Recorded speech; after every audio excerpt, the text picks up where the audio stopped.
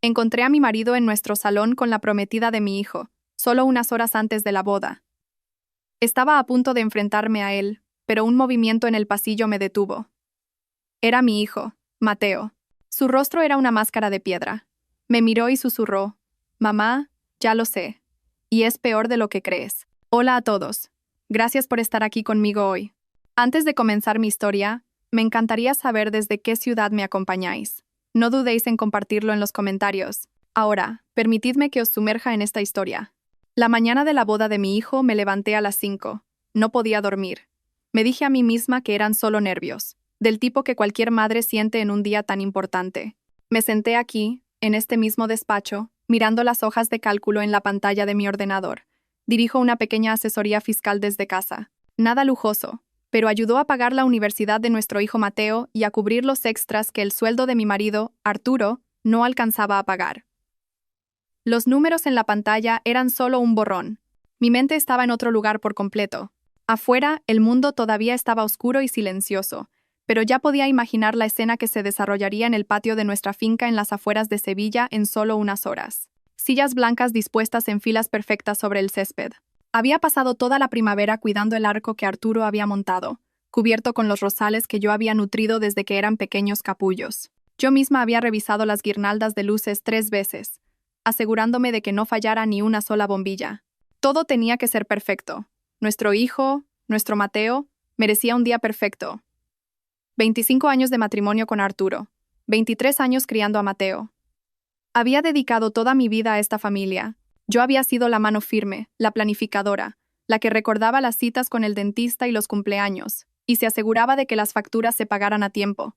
Arturo era el encantador, el alma de la fiesta, el que todos amaban. Yo era la base sobre la que él se apoyaba, y durante mucho tiempo, eso fue suficiente para mí. Pero últimamente algo se sentía extraño. Una distancia silenciosa se había instalado entre nosotros. Estaba en la forma en que dejaba de hablar cuando yo entraba en una habitación, en la forma en que su teléfono siempre estaba inclinado lejos de mí. Cuando le preguntaba si algo iba mal, simplemente se reía. «Estrés en el trabajo, cariño», decía. «Un gran ascenso en juego». Elegí creerle. ¿Qué más podía hacer? No tiras por la borda 25 años de historia por una sensación. El clic de la puerta del despacho me trajo de vuelta al presente. Era Mateo, mi hijo, de pie en pijama, con una taza de café en la mano. Parecía agotado. Tenía ojeras oscuras bajo los ojos. A sus 23 años, tenía mi naturaleza práctica, pero los rasgos apuestos de su padre. «Mamá, llevas horas levantada», dijo, con voz queda. «La boda no es hasta las 4. Solo quiero que todo sea perfecto para mi niño», dije, intentando una sonrisa alegre mientras cerraba mi portátil. «Tu padre todavía está durmiendo. Se fue temprano», dijo Mateo, con una nota extraña en la voz. Pasó por aquí y se sentó en el borde de mi escritorio, pareciendo de repente mucho más joven. Dijo algo de recoger un regalo para los padres de Clara. Fruncí el ceño. Eso era nuevo para mí. Mamá dijo, vacilando: «¿Puedo preguntarte algo?». Giré mi silla para mirarlo de frente. Bajo la dura luz de mi lámpara de escritorio, su preocupación era evidente. «¿Qué te preocupa, cariño?». Respiró hondo. «¿Crees que Clara me quiere de verdad?». La pregunta me golpeó como un puñetazo en el estómago. Clara, su prometida. Ambiciosa. Guapa. Una joven arquitecta de una familia con dinero de toda la vida y con influencias. En la superficie, era todo lo que siempre habíamos querido para Mateo.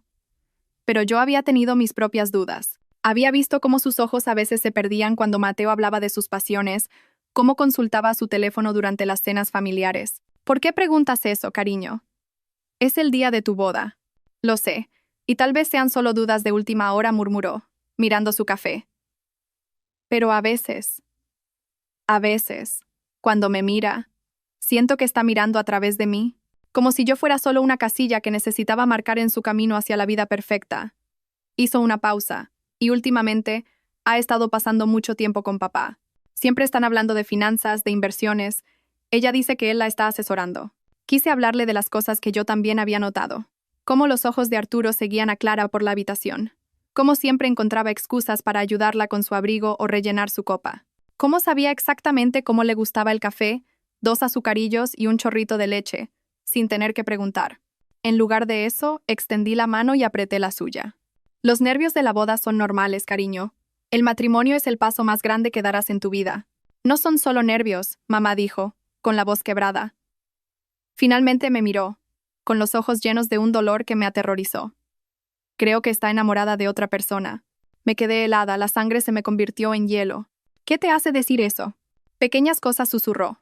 La forma en que se ilumina cuando papá llama. Como siempre pregunta por él primero cuando viene. Ayer los vi en el jardín, solo hablando, y la forma en que él la miraba. No era como un suegro debería mirar a la prometida de su hijo. Sentí un sofoco subir por mi cuello. Forcé mi voz para que se mantuviera firme. Mateo, esa es una acusación muy seria. Lo sé, dijo, encogiéndose de hombros. Y espero estar equivocado. Dios, espero estar equivocado.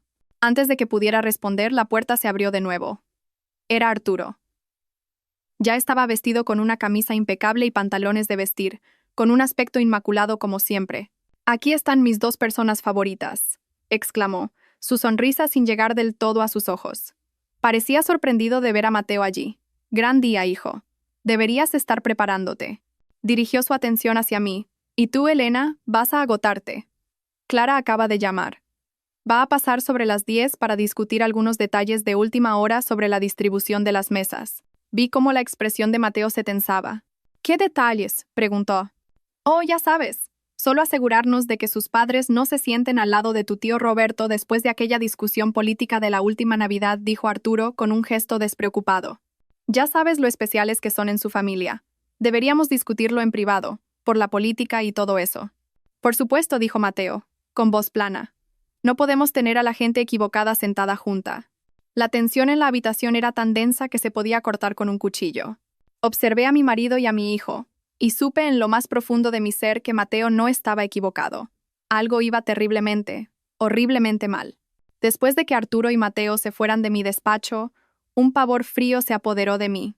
Se suponía que tenía una última llamada con el catering a las 10:30, una llamada que había estado planeando durante semanas. Cogí el teléfono, mi mano temblaba ligeramente, y los llamé.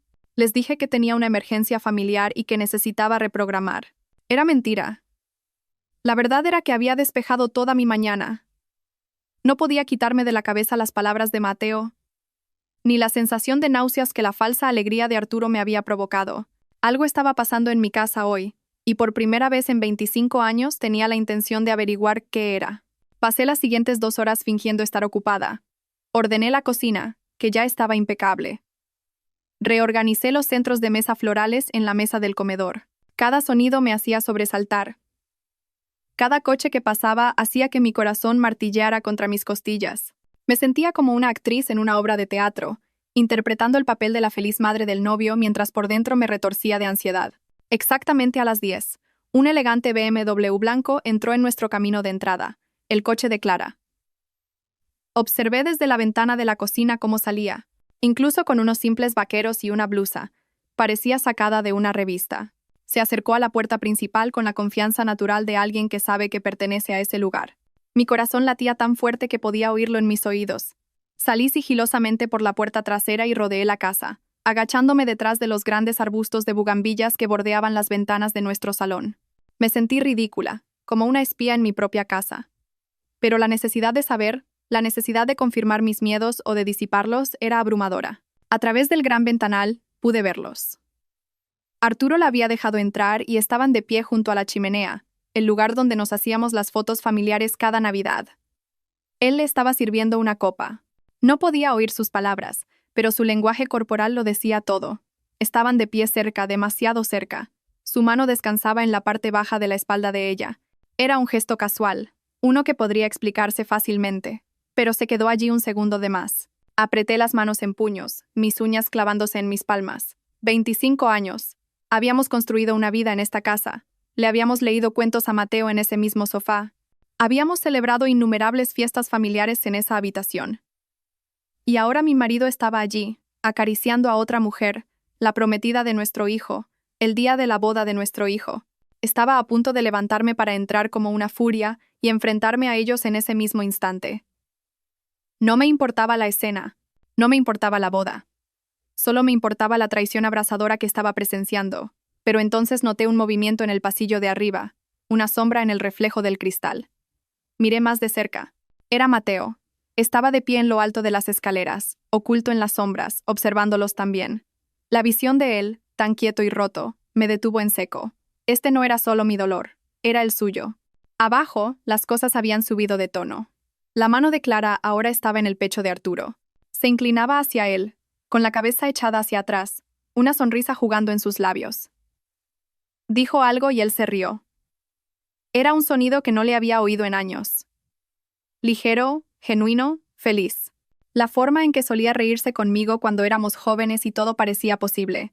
En ese momento, vi a mi marido transformarse en alguien que no reconocía. Alguien vivo de una manera que no lo había estado conmigo durante mucho, mucho tiempo. Entonces sus manos estaban en el pelo de ella y se estaban besando. No fue un beso rápido.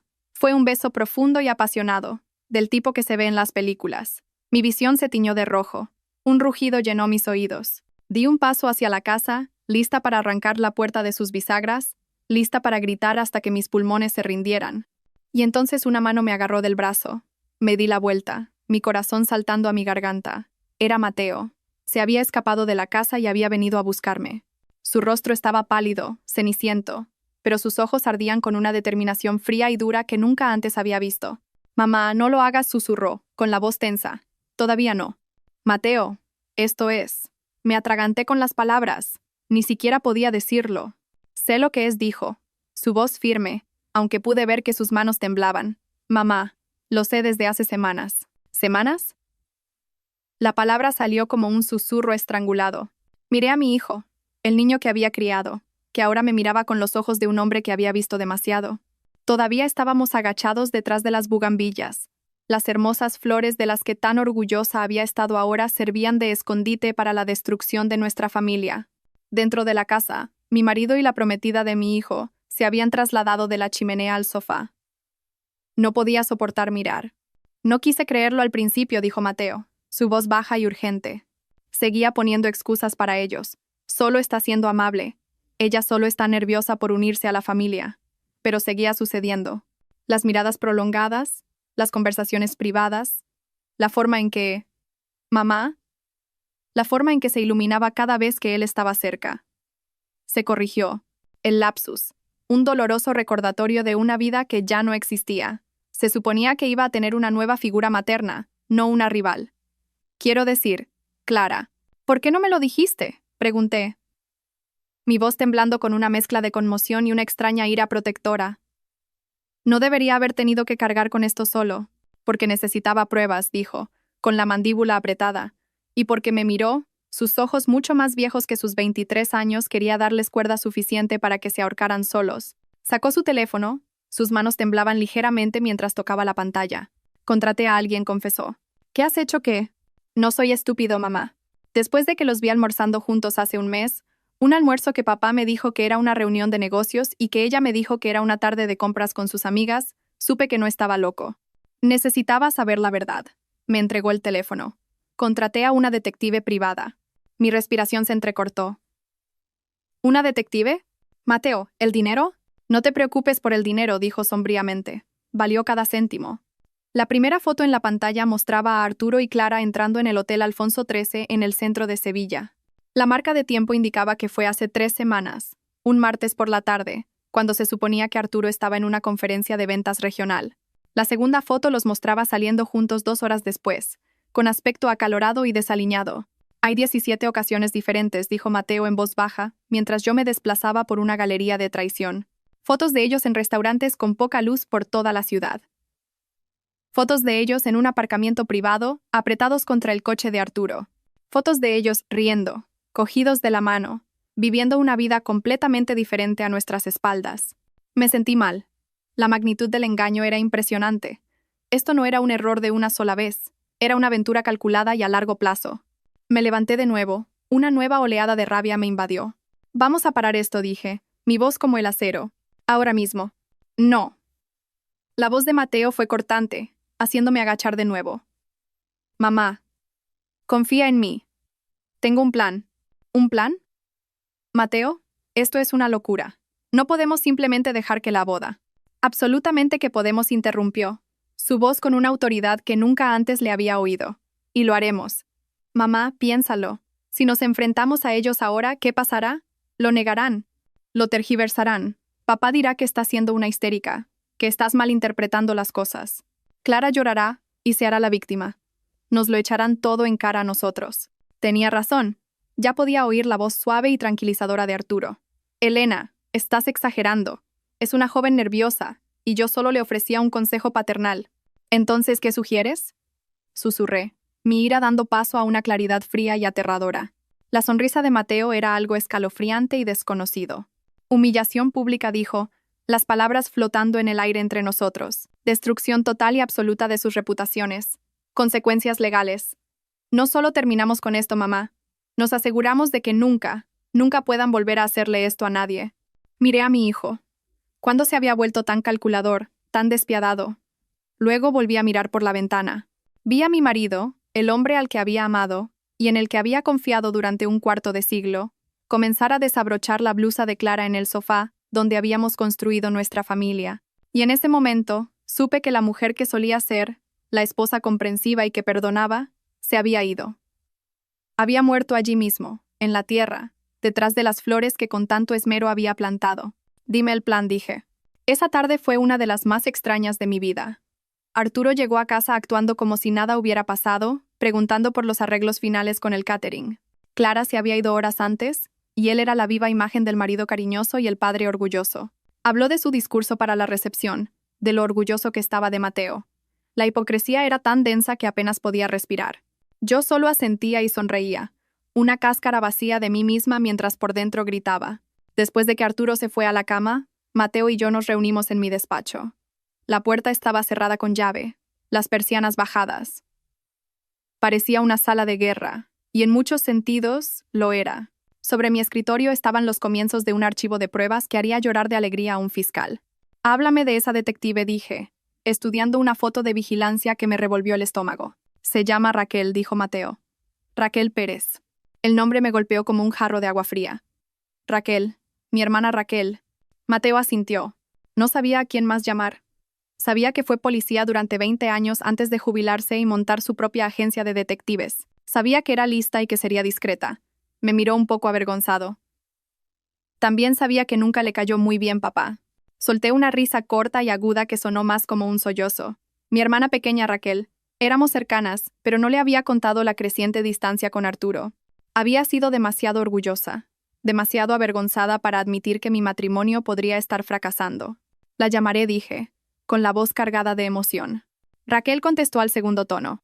Elena, es más de medianoche. ¿Está todo bien? No, Raquel. Nada está bien. Y entonces el dique se rompió. Le conté todo. Lo que Mateo sospechaba, lo que habíamos visto esa mañana, las fotos. Lloré, sollozos feos y ahogados, por primera vez en todo el día. Ella escuchó pacientemente, su voz tranquila y firme al otro lado de la línea. No hubo conmoción ni sorpresa. Solo una sombría aceptación. No me sorprende, Elena dijo en voz baja cuando terminé. He visto cómo mira a esa chica. Esperaba estar equivocada. Mateo me habló de las fotos, dije, secándome los ojos.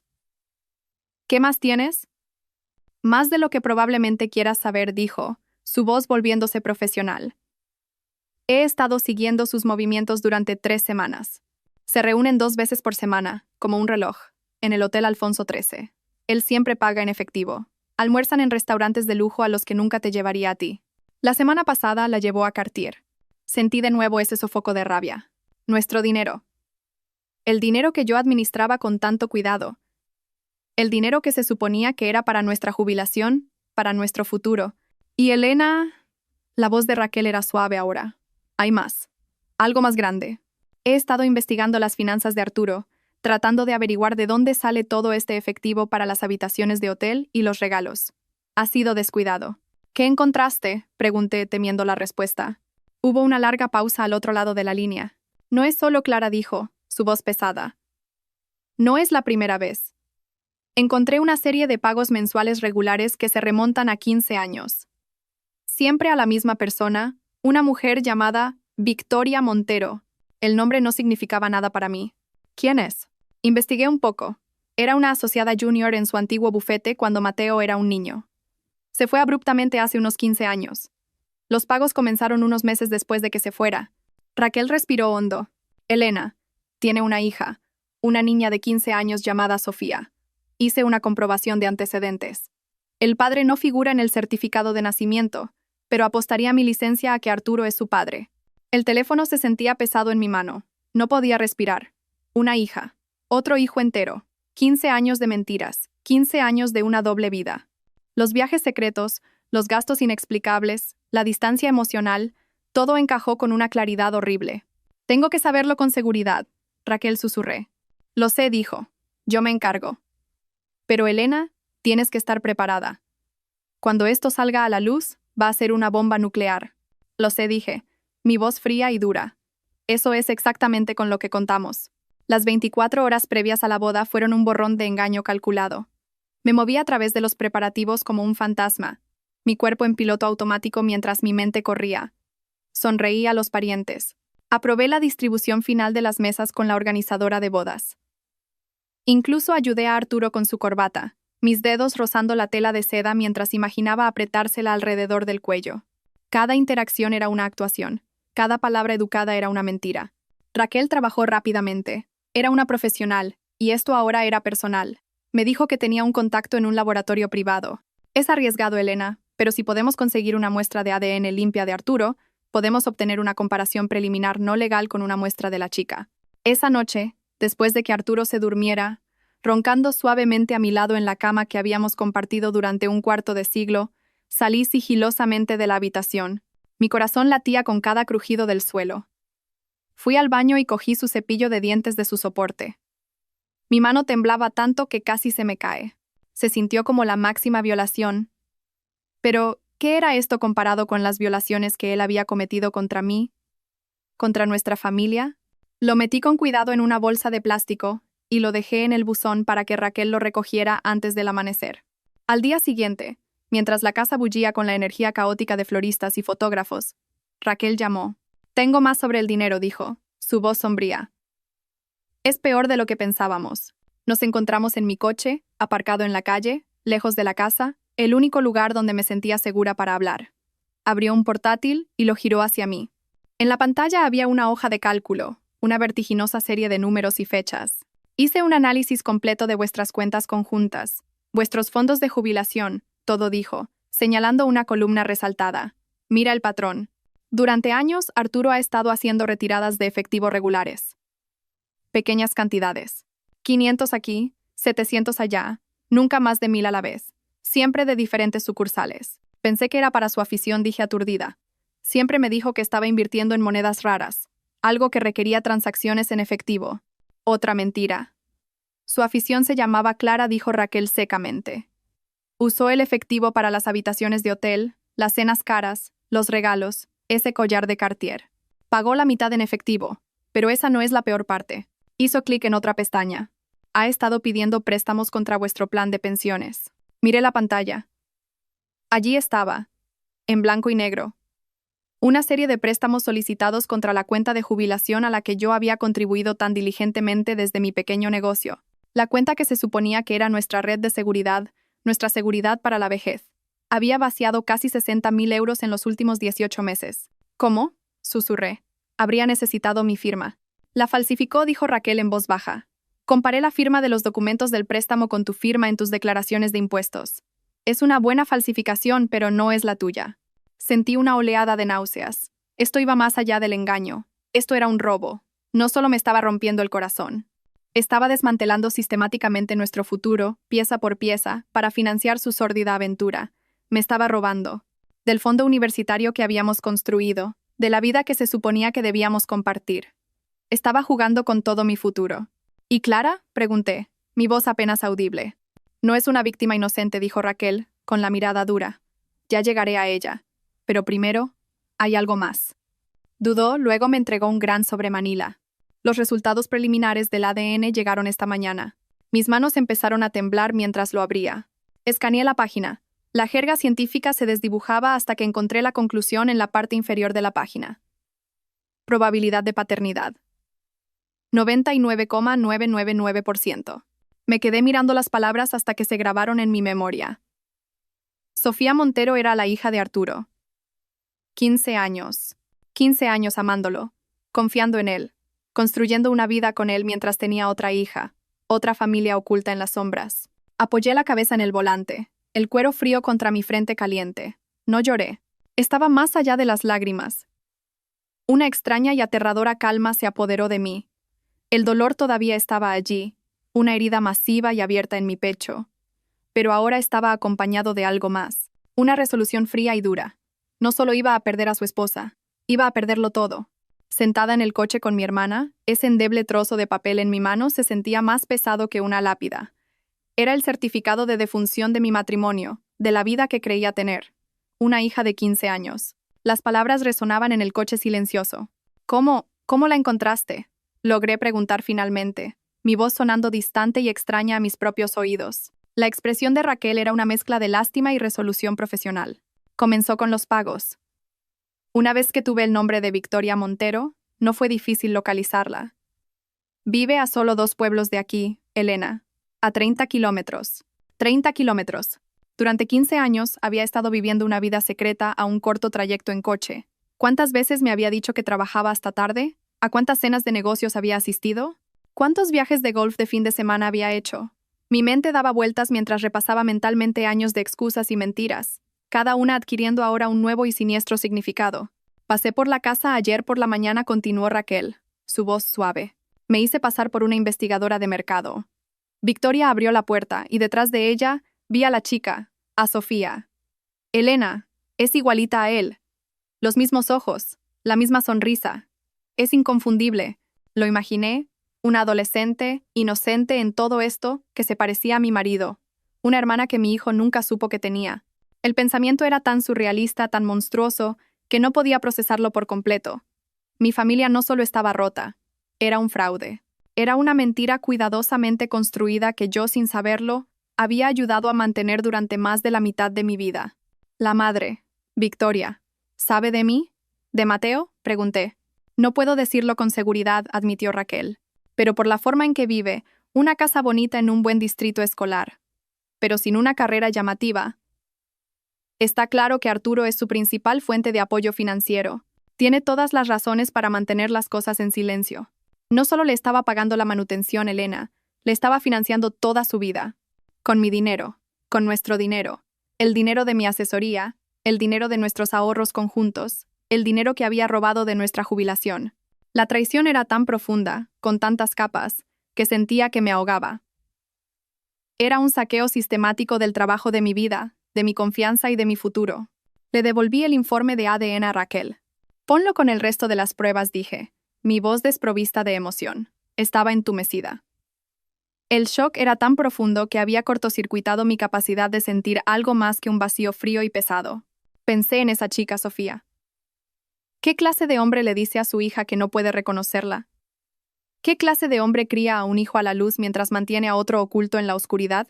La crueldad, no solo hacia mí y Mateo, sino hacia esta chica inocente, era asombrosa. ¿Y qué hay de Clara?, pregunté, necesitando cambiar mi enfoque para aferrarme a un objetivo para la ira que comenzaba a derretir el hielo en mis venas.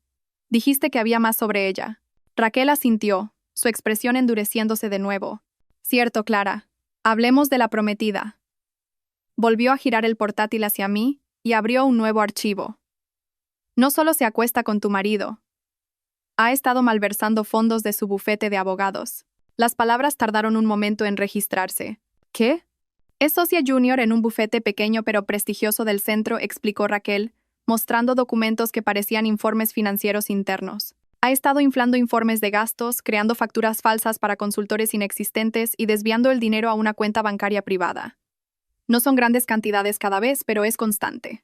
En el último año, ha robado más de 200.000 euros. Me quedé boquiabierta. 200.000 euros. Y puedo rastrear parte de ese dinero directamente hasta regalos para Arturo, dijo Raquel, mostrándome una transferencia bancaria seguida de un extracto de tarjeta de crédito que mostraba la compra de un reloj de 1.000 euros. Estaba robando a sus socios para comprar regalos a su amante, que estaba robando a su esposa para comprarle regalos a ella. Es el círculo de engaño más asquerosamente perfecto que he visto en mi vida. Así que Clara no era solo una rompehogares, era una delincuente, una ladrona, y estaba a punto de casarse con mi hijo para traer su corrupción y sus mentiras al corazón de lo que quedaba de mi familia. El entumecimiento en mi pecho desapareció, reemplazado por una furia al rojo vivo. Esto ya no se trataba solo de un corazón roto. Se trataba de proteger a mi hijo. Se trataba de justicia. Se trataba de asegurarse de que estas dos personas enfrentaran las consecuencias de cada mentira, cada euro, cada promesa rota. Vale, dije, mirando a mi hermana a los ojos. El plan para la boda. Repasémoslo una vez más. Quiero que sea perfecto. El conocimiento de la malversación de Clara añadió una capa oscura y criminal a la ya asombrosa traición. Lo cambió todo. Esto ya no era solo un desordenado y desgarrador drama doméstico. Era una conspiración de fraude y robo perpetrada por las dos personas que deberían haber sido las más cercanas a nosotros. ¿Cómo conseguiste todo esto?, le pregunté a Raquel, señalando los condenatorios documentos financieros en la pantalla de su portátil. Seguíamos en mi coche, el aire denso con el olor a conspiración y café rancio. Clara no es tan lista como se cree, dijo Raquel con una sombría satisfacción. Se descuidó. Y tengo amigos en la policía que estuvieron dispuestos a mover algunos hilos cuando oyeron la historia. Un amigo mío de la Unidad de Delitos Económicos echó un vistazo a estos patrones y supo exactamente lo que estaba viendo. Señaló la pantalla. Estaba moviendo el dinero a través de una empresa fantasma que creó con el apellido de soltera de su madre. Fue de aficionada. Pensé en los padres de Clara, los Holloway. Eran pilares de la comunidad. Su padre era un juez respetado. Su madre estaba en la junta directiva de 3 organizaciones benéficas diferentes. Se movían en círculos donde la reputación lo era todo. Creían que su hija era una estrella brillante en ascenso que se casaba con una familia buena y estable.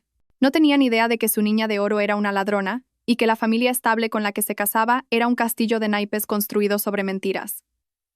La humillación pública también los iba a destruir. Por un instante fugaz, sentí una punzada de lástima por ellos. Eran daños colaterales inocentes, pero ese sentimiento fue rápidamente extinguido por el fuego de mi propia traición. Así que Arturo está robando nuestro dinero de la jubilación para comprarle regalos a su amante, resumí, las palabras sabiendo a veneno. Y Clara está robando a su empresa para comprarle regalos a mi marido, su amante, que también es su futuro suegro. Negué con la cabeza, incrédula. Esto es de película.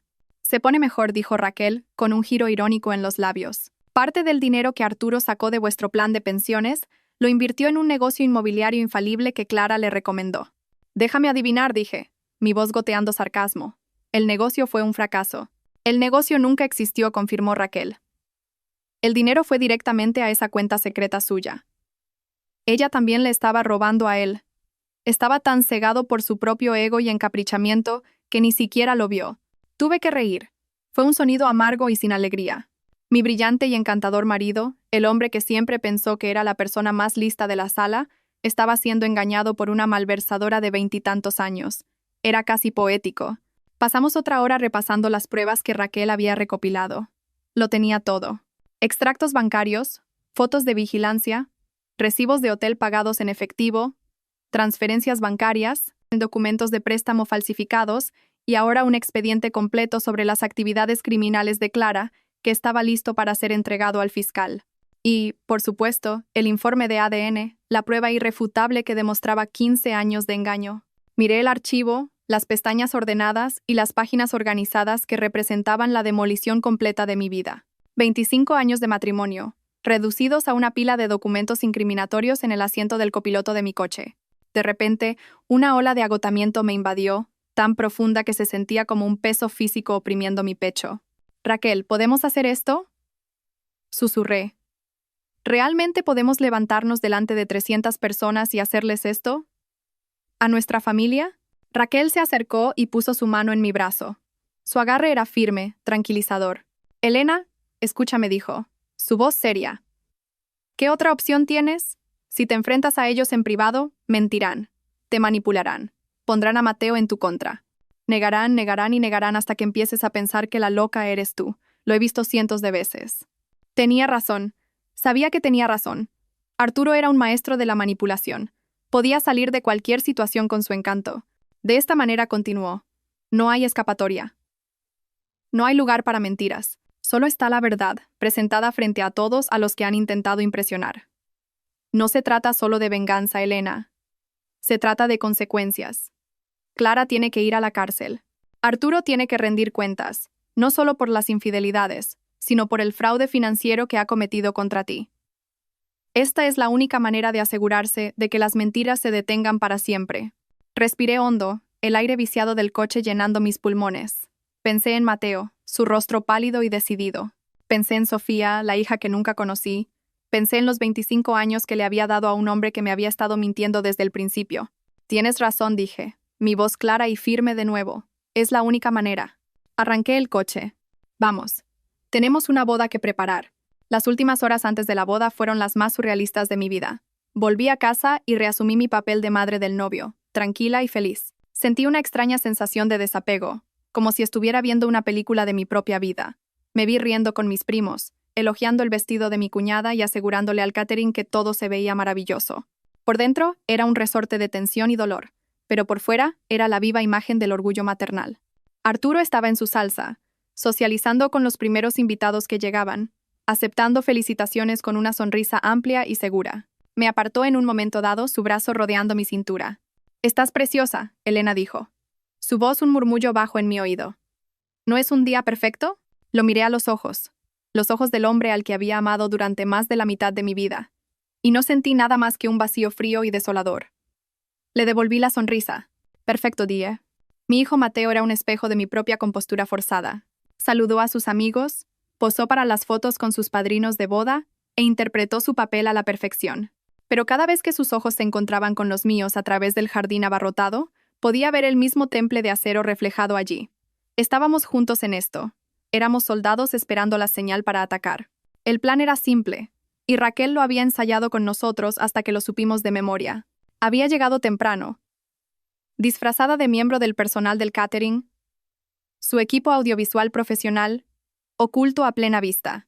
Había conectado su portátil a la gran pantalla de proyección que habíamos alquilado, supuestamente para un pase de diapositiva sentimental de fotos de Mateo de pequeño. Nadie sospechaba nada. Tenía un pequeño mando a distancia en el bolsillo. Cuando llegara el momento, todo lo que tenía que hacer era pulsar un solo botón. Yo tenía mi propio papel que desempeñar. Había preparado los papeles del divorcio con mi abogado una semana antes, un hecho que había mantenido en secreto, incluso para Mateo.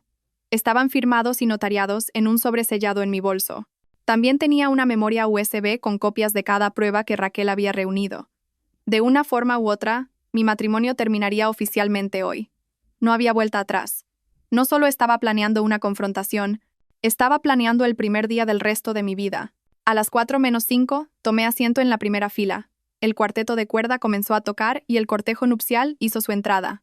Arturo se sentó a mi lado, apretándome la mano con lo que parecía un afecto genuino. Sentí un temblor de repulsión, pero me obligué a no apartarme. Clara apareció al final del pasillo, una visión en encaje blanco. Se veía radiante, hermosa y completamente fraudulenta. Sonrió a la multitud. Luego sus ojos encontraron a Arturo en la primera fila. Por una fracción de segundo, una mirada pasó entre ellos. Una mirada de secretos compartidos, de conspiración triunfante. Creían que habían ganado. Creían que estaban a solo unos minutos de cimentar su futuro perfecto y engañoso. Mateo estaba de pie en el altar, su rostro una máscara ilegible. Cuando Clara se unió a él, le tomó la mano. Su expresión nunca vaciló. Miró a la multitud, sus ojos escaneando los rostros hasta que se posaron en mí. Hizo un único gesto de asentimiento, casi imperceptible.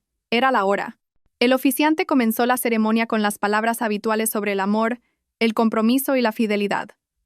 La ironía era tan densa que era casi sofocante. Me pregunté si Arturo y Clara siquiera estaban escuchando, o si ya estaban planeando su próximo encuentro secreto. La ceremonia continuó. Intercambiaron votos que no sentían, promesas que ya habían roto 100 veces. Mi estómago se revolvía con cada mentira que salía de sus labios. Finalmente, el oficiante llegó al momento crítico. Sonrió benévolamente a la multitud.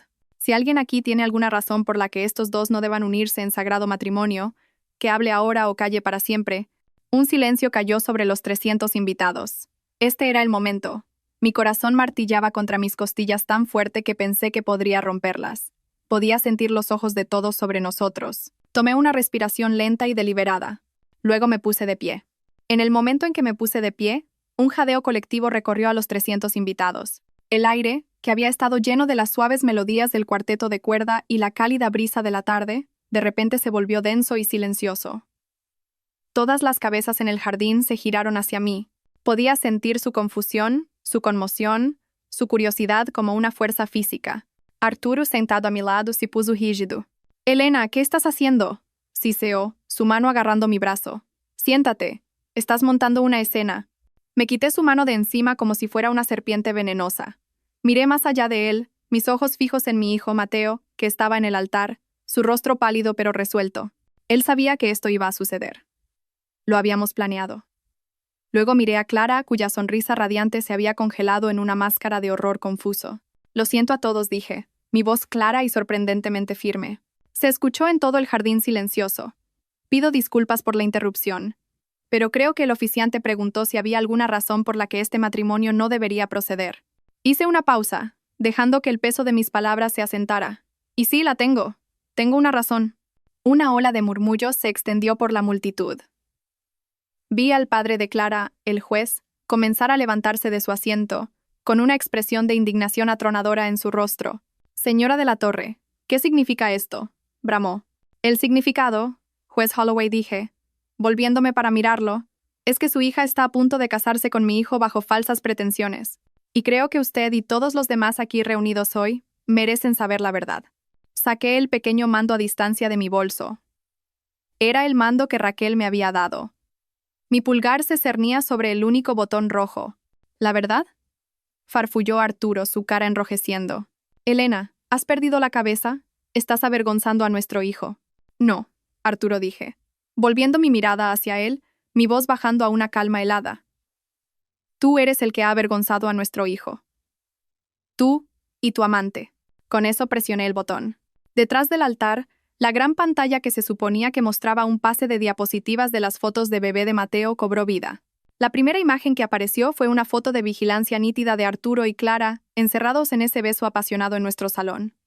El que Mateo y yo habíamos presenciado justo el día anterior. La multitud estalló. Hubo gritos, exclamaciones, gente levantándose para ver mejor.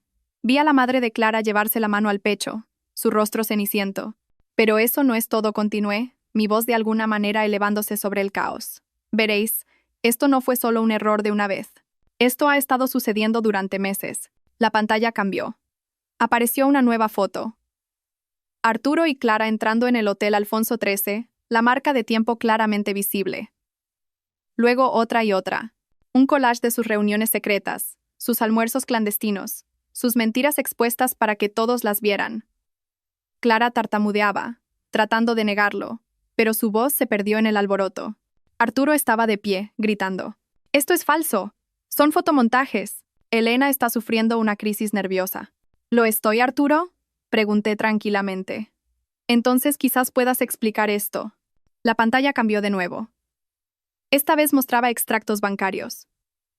Mi dedo en una foto en primer plano señalaba las sospechosas retiradas de efectivo, las firmas falsificadas en los documentos del préstamo del plan de pensiones. El recibo de Cartier por un collar de 15.000 euros apareció en la pantalla, seguido de una foto de Clara usando ese mismo collar en su despedida de soltera. El ruido de la multitud comenzó a disminuir, reemplazado por un silencio atónito y horrorizado. Esto ya no era solo un escándalo de infidelidad. Era algo más oscuro. Mi marido ha estado robando sistemáticamente de los ahorros para la jubilación de nuestra familia para financiar su aventura, anuncié. Y su prometida, la mujer a punto de casarse con mi hijo, también ha estado ocupada. La siguiente diapositiva mostró la evidencia de la malversación de fondos de Clara de su bufete de abogados. Las facturas falsas, las transferencias bancarias. Pude ver a sus socios en la cuarta fila, sus rostros pasando de la confusión a la pura furia. Y entonces di el golpe final y devastador. Pero la mejor parte, dije, mi voz volviéndose de hielo, el verdadero corazón del engaño que ha definido mi matrimonio, es que las mentiras de mi marido no comenzaron con Clara. Los resultados de la prueba de ADN llenaron la pantalla. Las palabras probabilidad de paternidad 99,999% se mostraban en letras enormes y en negrita. Debajo había una foto de una bonita y sonriente chica de 15 años. Esta es Sofía Montero, dije, mi voz temblando con 15 años de dolor reprimido. Es la hija de Arturo. Una hija que ha mantenido oculta de mí y de su propio hijo durante toda su vida. El silencio que siguió fue absoluto. 300 personas mirando la evidencia de una traición tan completa, tan devastadora, que incluso los chismosos más experimentados se quedaron sin palabras. Y en ese silencio perfecto y terrible, vi cómo el mundo que había conocido durante 25 años ardía hasta los cimientos. El silencio fue roto por un único y agudo sollozo. Provenía de Clara, que se tambaleó, su rostro de un blanco espantoso contra el blanco puro de su vestido de novia. Luego se desplomó en el suelo en un montón de encaje y sueños destrozados. Ese único sonido rompió el hechizo. El jardín estalló en caos. La gente gritaba, señalaba, sacaba sus teléfonos para grabar el desastre. La madre de Clara corrió hacia su hija caída mientras su padre, el juez, se quedaba allí, su rostro una máscara de incredulidad y humillación absoluta. Arturo se quedó helado por un momento, su rostro un caleidoscopio de rabia, pánico y horror creciente. Miró de la pantalla a mí, a los rostros atónitos de sus amigos y colegas. Estaba atrapado. No había mentiras, ni palabras suaves que pudieran sacarlo de esta. Su mundo cuidadosamente construido había sido demolido pública e irrevocablemente. Entonces hizo lo único que un cobarde podía hacer. Corrió. Salió disparado, abriéndose paso entre la multitud atónita, derribando una bandeja de copas de champán mientras se apresuraba hacia la zona de aparcamiento. Estaba literalmente tratando de huir de la escena de la implosión de su propia vida. Pero Raquel lo estaba esperando. Mi hermana, todavía con su uniforme de catering, salió de detrás de un gran roble que bordeaba nuestra propiedad. Era una mujer pequeña, pero se movía con la confianza de una policía experimentada. Cuando Arturo pasó corriendo, ella le puso la zancadilla. Fue una zancadilla perfectamente ejecutada. Arturo cayó con fuerza, golpeando el césped bien cuidado y deslizándose unos metros con su caro traje de boda. ¿Ibas a alguna parte, Arturo?, preguntó Raquel con indiferencia, acercándose a donde yacía despatarrado y jadeando. Para entonces, Mateo había dejado el altar y estaba a mi lado.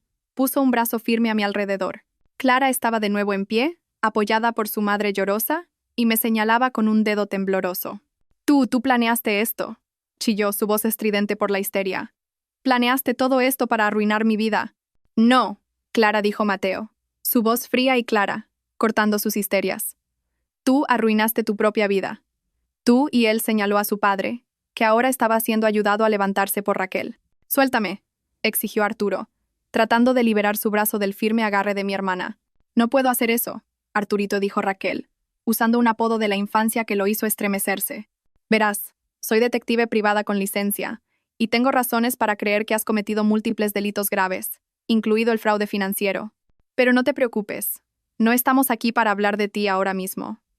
Miró por encima de su hombro. Mi asunto es con ella. 2 policías uniformados caminaban tranquilamente a través de la multitud que se apartaba. No estaban aquí por el fraude de Arturo. Eso sería un asunto civil para que lo manejara mi abogado.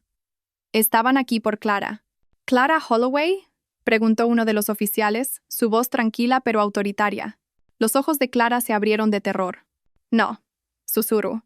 Queda usted detenida bajo sospecha de malversación de fondos y fraude electrónico, continuó el oficial mientras su compañero le tomaba los brazos y le ponía suavemente las esposas. El sonido de las esposas al cerrarse fue lo más fuerte que había oído en mi vida.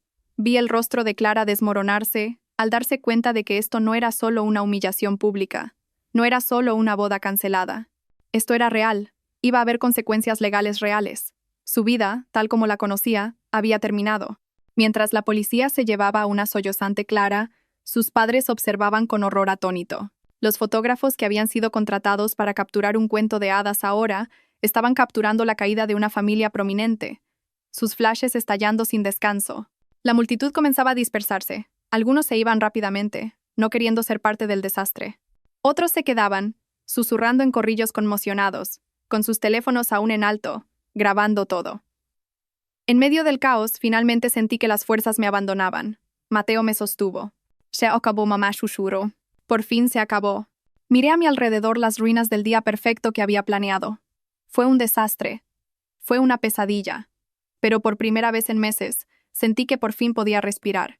Si todavía estáis escuchando, ¿podríais hacerme un gran favor y darle a me gusta a este vídeo y comentar el número 1 abajo? Me hace saber que me habéis apoyado y me dice que estáis aquí conmigo en este viaje. Vuestro apoyo es un estímulo enorme para mí. Por favor, comentad el número 1 y dejadme que os cuente lo que pasó después.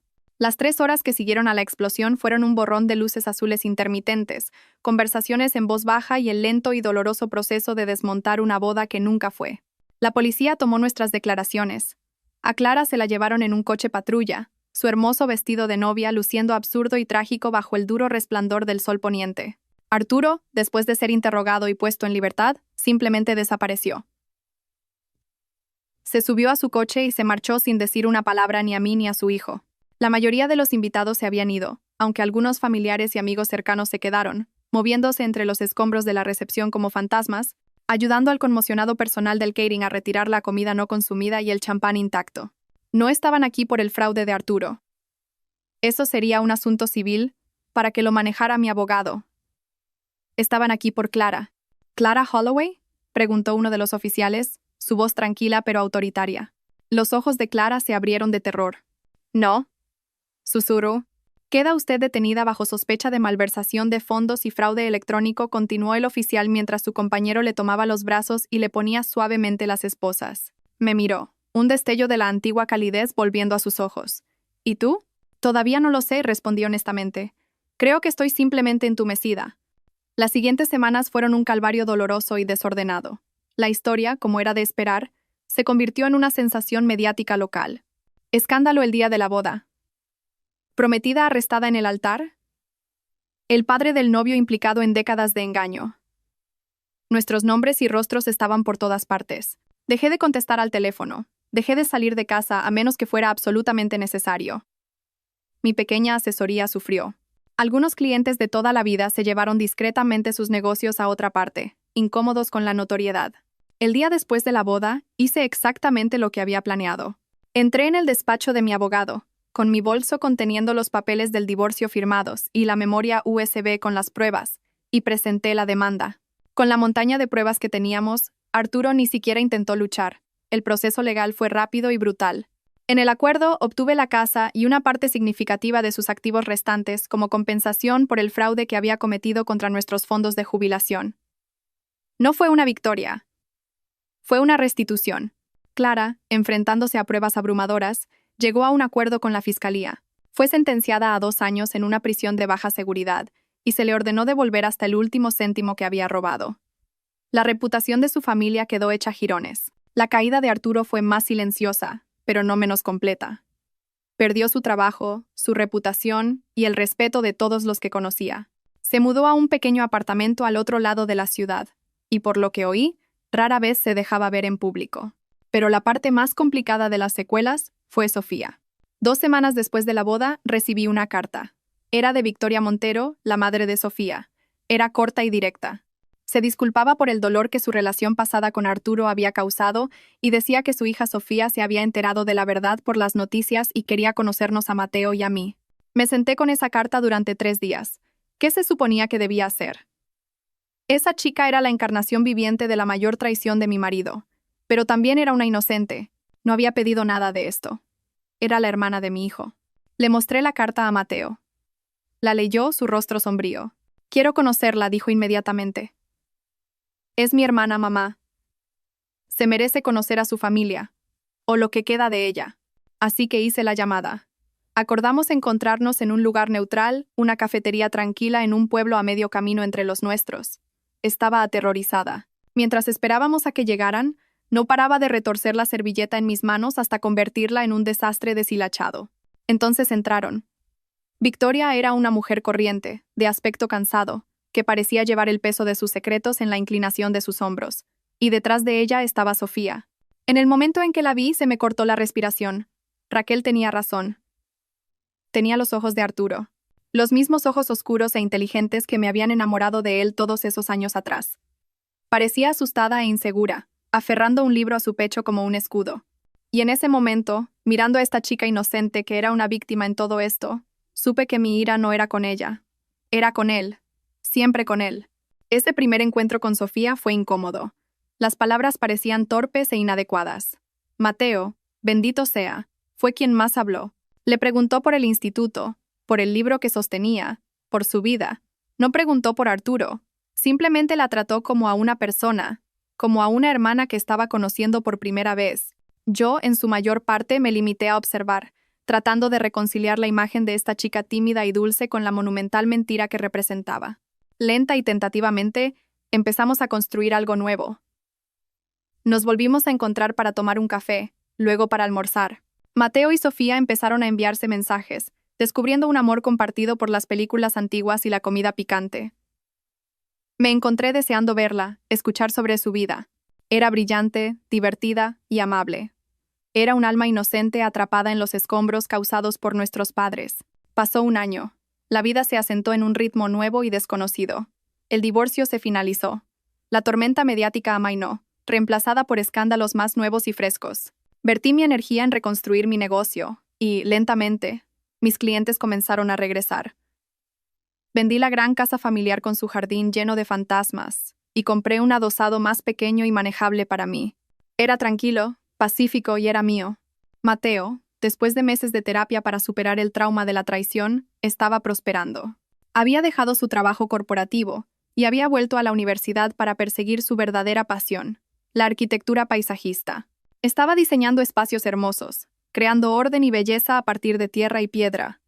Una metáfora adecuada de lo que estaba haciendo con su propia vida. Estaba saliendo con una joven encantadora, una bibliotecaria amable y genuina, que lo miraba como si fuera la única persona en el mundo. Y Sofía se había convertido en parte de nuestras vidas. Venía a cenar cada 2 domingos. Ella y Mateo habían desarrollado un verdadero vínculo de hermanos, bromeando entre ellos y hablando durante horas. Me encontré sintiendo un amor feroz y protector por ella. Ya no era un símbolo de traición. Era solo Sofía, la hermana de mi hijo, y de una manera extraña, una parte de mi familia. Una noche, aproximadamente un año después de la boda que no fue, estaba sentada en el salón de mi nueva casa cuando sonó el timbre. Era Arturo. No lo había visto ni hablado con él desde el día en que se marchó de nuestra recepción en ruinas. Parecía disminuido, más viejo, más canoso, la arrogancia segura desaparecida, reemplazada por un profundo cansancio. Preguntó si podía entrar. Dudé, luego me hice a un lado. Me dijo que estaba en terapia. Dijo que estaba tratando de entender por qué había hecho las cosas que había hecho. Se disculpó, dijo que lo sentía por las mentiras, por la traición, por el dolor que me había causado a mí, a Mateo y a Sofía. Escuché y supe que lo decía en serio. Pero una disculpa no podía borrar 25 años de engaño. Te perdono, Arturo, dije. Y me sorprendió descubrir que lo decía de verdad. No por ti, sino por mí. No puedo seguir cargando con esa ira. Es demasiado pesada. Lo miré a los ojos. Pero nunca volveré a confiar en ti. Nunca podremos volver atrás. Él asintió, un brillo de lágrimas en sus ojos. Lo sé, susurró. Y luego se fue. Esa noche, mientras me preparaba para ir a la cama, me encontré pensando en la mujer que era hace un año, agachada en la tierra detrás de las bugambillas. Estaba tan rota, tan perdida. Desearía poder volver atrás y decirle que todo estaría bien, que el dolor no era el final de la historia. La familia que creía tener era una mentira. Se hizo añicos en 1.000.000 de pedazos en esa tarde soleada. Pero lo que construimos en su lugar Mateo, Sofía y yo era más pequeño, más tranquilo e imperfecto. Pero era honesto. No estaba construido sobre mentiras cómodas, sino sobre una verdad difícil, dolorosa y, en última instancia, liberadora. Lo habíamos perdido todo. Pero al hacerlo, habíamos encontrado algo real, y por primera vez en mucho, mucho tiempo. Eso se sintió como suficiente. Gracias. Gracias por escuchar mi historia. Si habéis pasado por algo similar o si alguna parte de esto ha resonado con vosotros, no dudéis en compartir vuestros pensamientos en los comentarios. Vuestras historias importan. Y si os gustaría escuchar más, por favor, considerad darle a me gusta a este vídeo y suscribiros al canal. Sed amables con vosotros mismos y nos vemos la próxima vez.